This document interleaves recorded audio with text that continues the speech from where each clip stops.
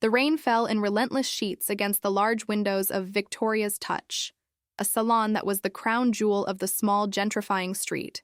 Inside, the air was thick with the scent of expensive hair products and a quiet, almost clinical ambition.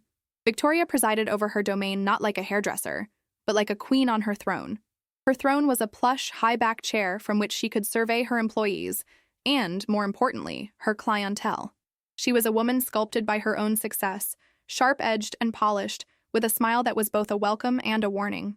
Arthur knew that smile well. For 3 years, he had operated his small, unassuming bookstore, the Reader's Nook, directly across the street. He saw that smile every morning as he unlocked his door, and every evening as he turned the sign to closed. He was quiet, thoughtful, a man who found more comfort in the company of worn pages than in loud conversations. His bookstore was his sanctuary, a place of quiet rebellion in a world that seemed to be getting louder and shinier every day, much like Victoria's salon. Their paths rarely crossed directly, but the street was a small world. He'd hear snippets of her conversations as she stood outside on the phone, her voice carrying across the asphalt. She spoke of growth, of franchising, of luxury. She spoke of money with a casual reverence, as if it were the only true measure of a person's worth. The mockery had started subtly. It was at a local business owners' meeting, a stuffy affair held in the back room of a pub. Arthur had been explaining his decision to host a free children's reading hour. "It's not about profit," he had said softly, looking at the worn wooden table. "It's about community, about giving kids a space to love stories." Victoria, sitting opposite him, had let out a soft, tinkling laugh. It was a sound like ice cubes clinking in a crystal glass. "How noble," she'd said, her eyes sweeping over his simple tweed jacket. "While you're busy building community, some of us are busy building empires. But I suppose someone has to run the charities." The comment stung, a public barb that painted him as a well-meaning but ultimately foolish amateur. He didn't respond, not with words anyway. He simply retreated further into himself, into his world of books and quiet dedication. The incident, however, set a precedent. From then on, Victoria seemed to take a special interest in his perceived lack of financial ambition. She never spoke to him directly about it, but her actions were loud enough. When she had new, glossy marble flooring installed, she made sure to stand outside, directing the workmen with a voice loud enough for Arthur to hear every detail of the exorbitant cost. When a luxury car purred to a stop in front of her salon, she would greet the client with an embrace, her gaze flickering across the street to his humble storefront, a silent judgment passing between them. The most cutting remarks were the ones he overheard. His bookstore was adjacent to a small cafe where Victoria and her friends, including Chloe, another business owner, often had lunch. He would sit by the window with a book, trying to read, but their voices would drift through the thin glass. "I just don't understand how he stays in business," Victoria once said, her voice laced with a mixture of pity and disdain. "That little shop of his, it's a relic. Quaint, I suppose, if you're into poverty chic." Chloe had giggled. "Maybe he has a rich aunt somewhere." "An aunt who pays him in dust bunnies and first editions?" Victoria retorted, followed by more laughter. "Honestly, I feel a bit sorry for him. Imagine waking up every day to that, the smell of old paper and failure." Each word was a small, sharp pebble thrown against the window of his composure. He never let it show. He would just turn a page, his heart pounding a little faster, his resolve hardening into something cold and dense. He didn't hate her. Hate was too loud an emotion for a man like Arthur. Instead, he felt a profound, aching disappointment in the narrowness of her vision. She saw the world in dollars and cents, in square footage and profit margins. She looked at his bookstore and saw a failing business. She couldn't see the young mother who cried with relief when he found a book that finally got her son to read. She couldn't see the elderly man who came in every Tuesday, not to buy, but just to talk about the spy novels of his youth. She couldn't see the life that pulsed quietly within his four walls. For 3 years, he absorbed the mockery. He channeled the quiet anger not into confrontation, but into his work. He started a small online service, sourcing rare and out-of-print books for collectors. It was a niche market, but one he understood intimately. He worked late into the night, after the lights at Victoria's salon had gone out, the glow of his laptop a solitary beacon on the dark street. He researched, he networked, he built a reputation online that was as solid and dependable as he was in person. The income from his online venture was modest at first, but it grew, steadily and quietly, a secret stream of revenue that he funneled directly into a high-interest savings account. He never changed his lifestyle. He still wore the same tweed jackets, drove the same reliable, unglamorous car, and ate his lunch at the same cafe listening. He was playing a long game, a game she didn't even know she was a part of. The turning point, the moment the quiet game in Arthur's mind solidified into a concrete strategy, came on a bright Tuesday afternoon. Victoria had propped the door to her salon open to let in the spring air, and her voice, sharp and confident, carried across the street. She was talking to a client, a woman draped in a silk scarf who listened with rapt attention. Chloe was there too, touching up a manicure at a nearby station. "I'm thinking of expanding," Victoria announced, gesturing vaguely towards the empty storefront next to hers. "Knock down a wall, create a full-service spa, facials, massages, the works. This street has potential, but you have to be willing to invest. You can't just sit on your hands and wait for customers to magically appear." She paused, and Arthur knew what was coming. Her gaze flickered, as it so often did, to his bookstore. "Some people are content running a little hobby shop, but I'm building a brand, an empire." The client murmured something appreciative, but it was Chloe's voice that cut through the air next. "God, could you imagine if he bought it?" she said with a laugh. "He'd probably fill it with more dusty books. The whole building would smell like a crypt." Victoria smirked, a conspiratorial glance shared with her friend. "Don't worry, Chloe. People like him don't buy buildings. They just occupy them." Barely. Arthur was standing by his own window, a new biography in his hands. But he wasn't reading. He heard every word.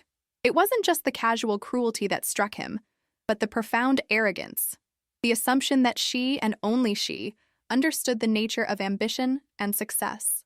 In that moment, something inside him shifted. The hurt was still there, a dull ache in his chest, but it was now overlaid with a cold, clear sense of purpose. He looked from his beloved, curated shelves to the gleaming facade of her salon, and then up at the brickwork of the building that housed them both. An idea, wild and audacious, began to take root. That night, he didn't go home after closing. He brewed a pot of strong coffee and sat at the small desk tucked away in the back of his shop. The online world he had cultivated was a stark contrast to his quiet physical store. Here, he was not that quiet man from the bookstore. He was a respected dealer known as Archiver, a handle that commanded respect in the circles of serious collectors. His reputation was built on two principles: an encyclopedic knowledge of rare books and unimpeachable integrity. He opened his laptop and began to work on a deal he had been cultivating for weeks. A reclusive tech millionaire from California was looking to acquire a complete set of first-edition Isaac Asimov Foundation novels, all signed. Finding them was a monumental task. Arthur had spent months tracking them down, one by one, using a web of contacts he had built over years. He had one in a vault in London, another sourced from a private estate in Japan. Now he was orchestrating the final acquisition, the keystone of the collection. The negotiation was a delicate dance of numbers and trust.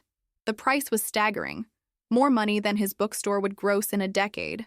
As he typed, composing an email that was both firm and respectful, he felt a thrill that Victoria, with her talk of marble floors and franchising, could never understand. This wasn't about flashy displays of wealth. It was about legacy, about preservation, about connecting a story with the one person on Earth who would value it most. By dawn, the deal was done. A single commission that dwarfed his annual salary. He didn't celebrate.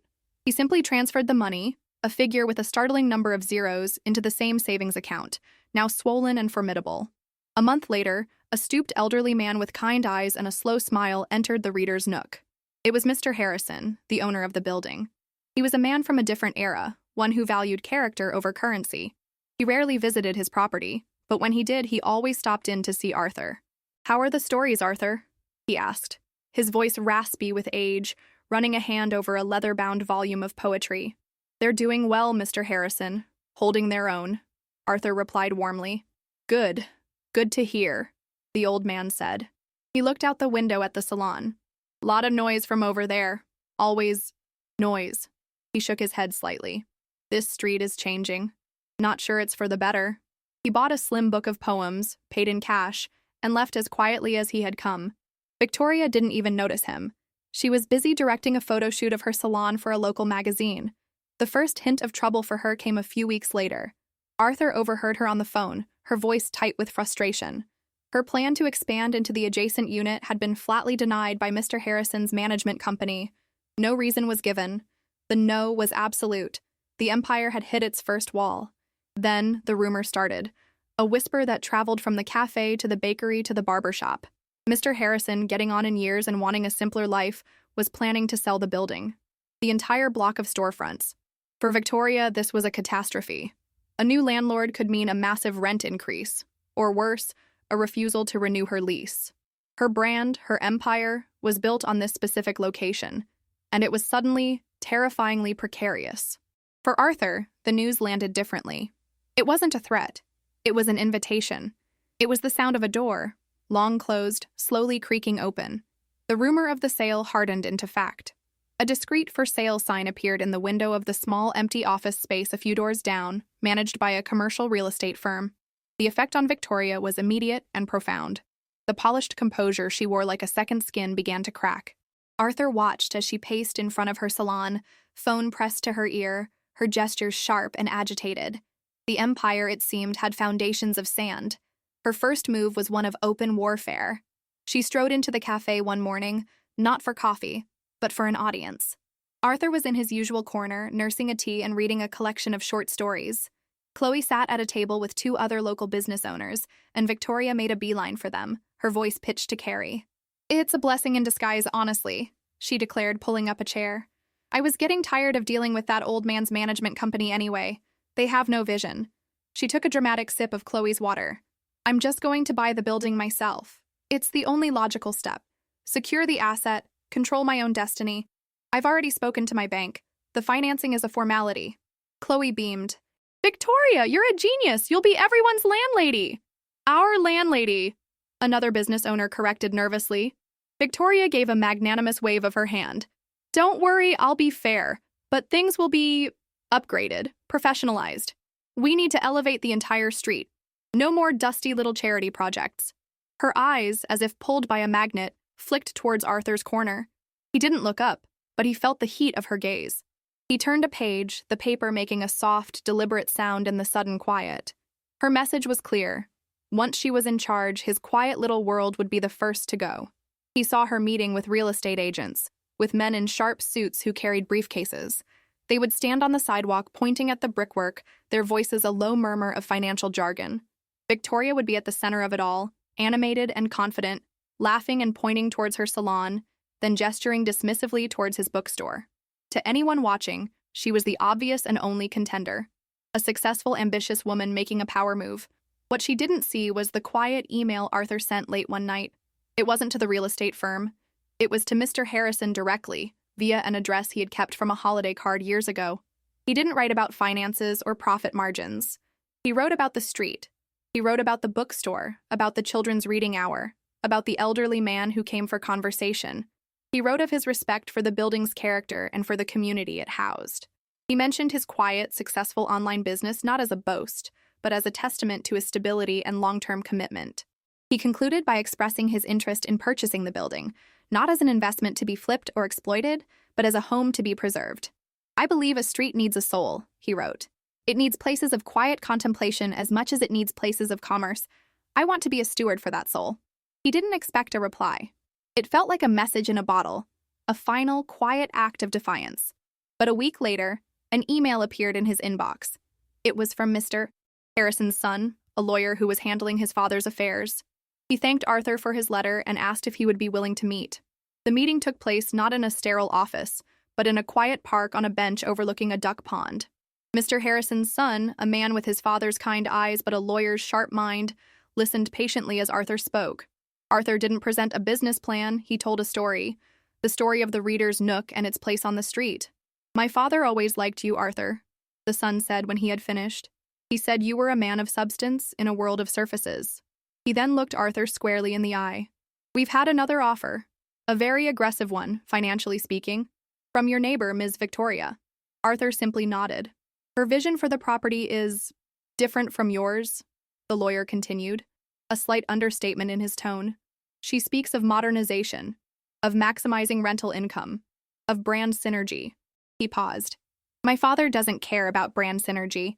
He wants to know the building will be in good hands. He asked me to meet you and ask myself one question.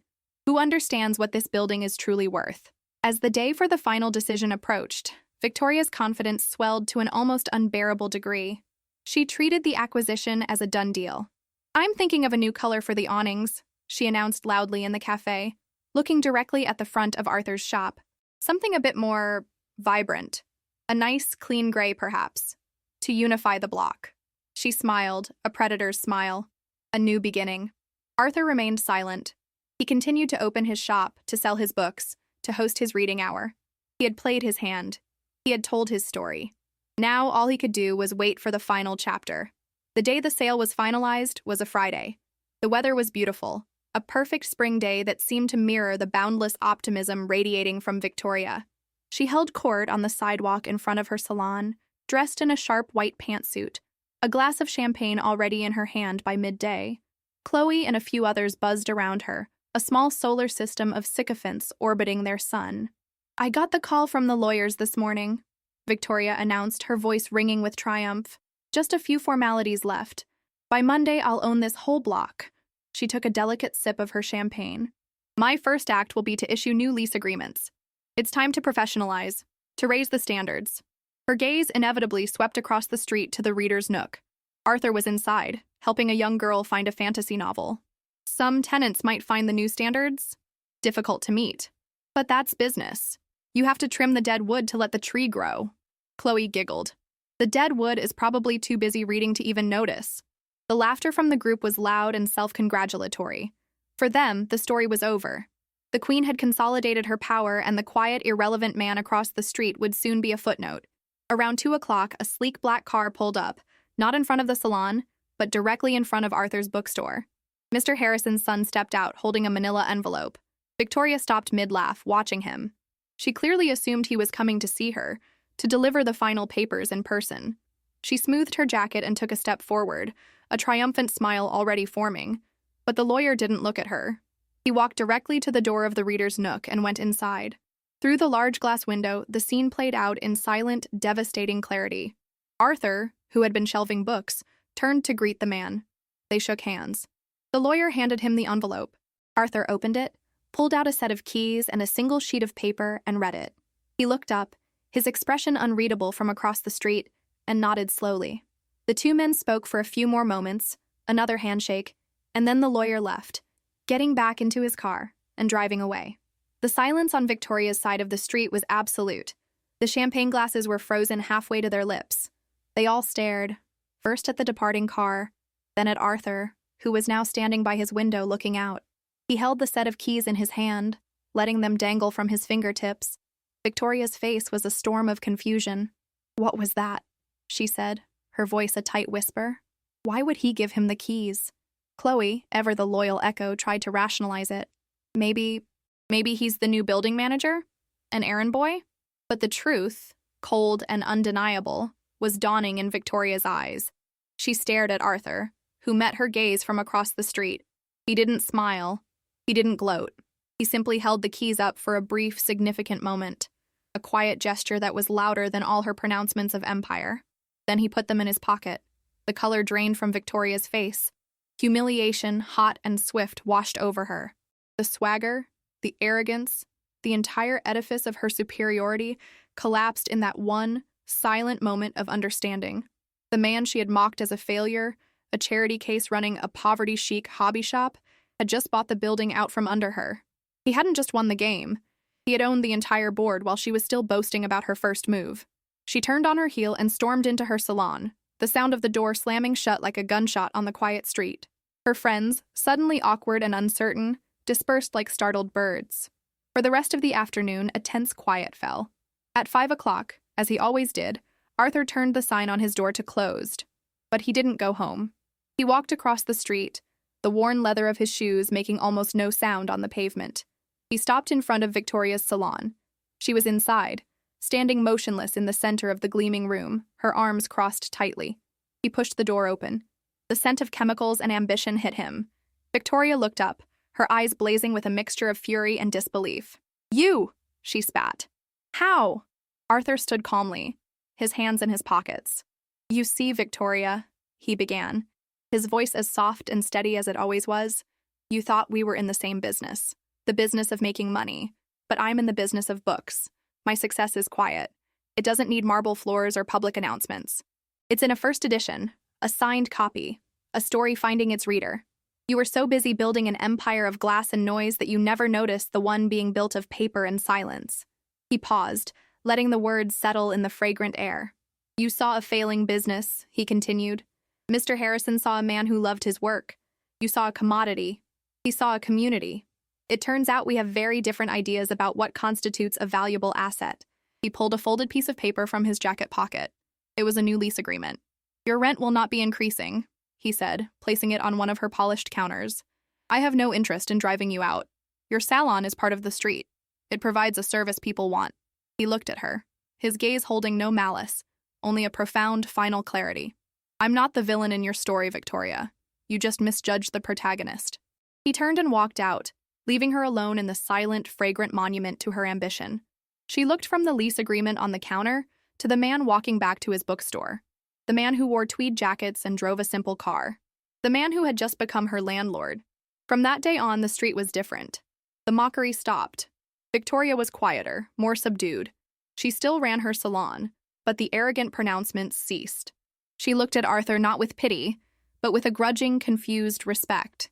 She had built her kingdom on the shifting sands of image and profit, while he had built his on the bedrock of passion and substance.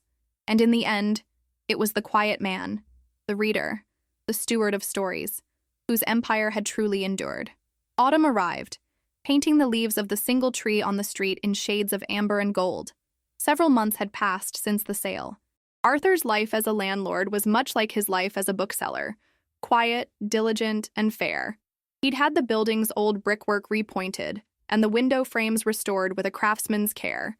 He'd renewed the leases for the bakery and the barber shop with only modest, predictable increases. The street felt settled, breathing a collective sigh of relief from the frantic energy Victoria's ambitions had stirred up. The bell on the door of the reader's nook jingled, a familiar, cheerful sound. Arthur looked up from the book he was cataloging. To his surprise, it was Victoria. It was the first time she had ever set foot in his store. She hesitated just inside the doorway, as if stepping into a foreign country. The air, thick with the scent of paper and history, was the antithesis of her own sterile, fragrant salon. Her eyes, accustomed to bright lights and polished surfaces, scanned the towering wooden shelves, the cozy, worn armchairs, the controlled clutter of literary worlds. She was not dressed in a power suit, but in a simple sweater and jeans, looking smaller and more uncertain than Arthur had ever seen her. "Arthur," she said, her voice softer than he was used to. "Victoria," he replied with a calm, welcoming nod. "Please come in." She walked slowly down the narrow aisle, running a hand not over a book, but over the smooth, dark wood of a bookshelf. "You've taken good care of the place," she said. It wasn't a compliment. It was a statement of fact, an admission. "I try," he said. "It has good bones." They stood in an awkward silence for a moment. The dynamic that had defined them for years, the mocker and the mocked, was gone, and they hadn't yet found a new one to replace it. "I'm going away for a week," she finally said, looking at a display of new fiction without really seeing it. "A real vacation. No emails, no calls. The first one in years." "That sounds wonderful," Arthur said genuinely. "Everyone needs to close the shop now and then." She finally looked at him, and for the first time he saw no artifice in her eyes. Just a weary woman who had been running too hard for too long. "The thing is," she said, a faint flush of embarrassment on her cheeks, "I don't have anything to read." The request hung in the air between them, simple and yet monumental. She wasn't just asking for a product. She was asking for his guidance. She was admitting, in her own way, that there was value in his world that she did not understand and could not source on her own. She was, for the first time, a customer. Arthur felt no sense of triumph, only a quiet empathy. He thought for a moment, his gaze drifting over his beloved shelves. He walked past the bestsellers and business books, past the flashy covers and trendy titles. He went to a quiet corner of the shop and pulled out a slim, elegant novel about a chef who loses his prestigious restaurant and rediscovers his love for cooking by running a simple food truck in a small town. It was a story about shedding ego and finding a more authentic version of success. "Try this," he said, holding it out to her. "It's about second chances." Victoria took the book. She looked at the cover, then back at him. A flicker of understanding passed between them. She knew exactly what he was doing. She walked to the counter, pulled a $20 bill from her purse, and paid for the book. "Thank you, Arthur," she said as he handed her the change. "Enjoy your vacation, Victoria." he replied. She left, the bell jingling her departure. Arthur watched her walk across the street, book in hand, and disappear into her salon. The silence that returned to his store felt different. It wasn't the silence of retreat. It was the silence of peace. He hadn't just acquired a building. He had rebuilt a bridge. His quiet empire of paper and patience hadn't conquered its rival, but had instead taught it a new language. A language where the most valuable things, a good story, a moment of peace, a second chance, could not be bought, only offered.